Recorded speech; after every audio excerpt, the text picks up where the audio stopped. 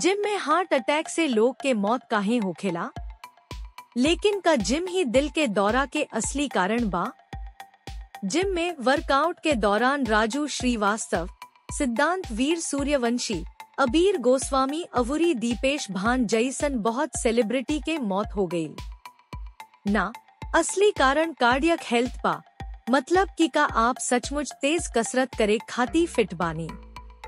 खास तौर पर भारतीय लोग के जीवन शैली खराब बा। अवुरी जंक फूड, खास तौर पर तले वाला खाद्य पदार्थ, मैदा से बनल खाद्य पदार्थ अवुरी FDA के ओर से दिहल गईल रोजाना के भत्ता से ज्यादा चीनी अवुरी नमक खाए के आदत बा।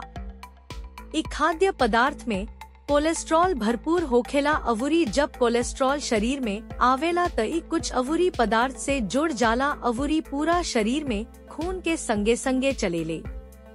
जब कोलेस्ट्रॉल दिल में पहुँचेला त उहाँ के निपटान होखे लागेला। अवुरी समय बीतत बीतत ओकरा से प्लेट बने लागेला, जवन की दिल अवुरी दिमाग में खून के बहाव के रोकेला, जवना के चलते हाई ब्लड प्रेशर, दिल के बीमारी अवुरी स्ट्रोक हो जाला।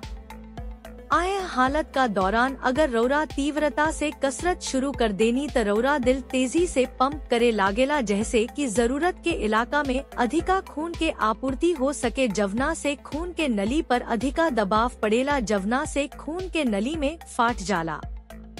यह टूटला से खून बहेला आ शरीर तुरंत रक्षा तंत्र के रूप में खून के थक्का बना देला, जवन रुकावट में अउरी बढ़ोतरी करेला आ दिल आ दिमाग में पूरा खून के बहाव बंद कर देला, जवना से हृदय संबंधी बीमारी जैसे कि हार्ट अटैक भा ब्रेन स्ट्रोक हो जाला।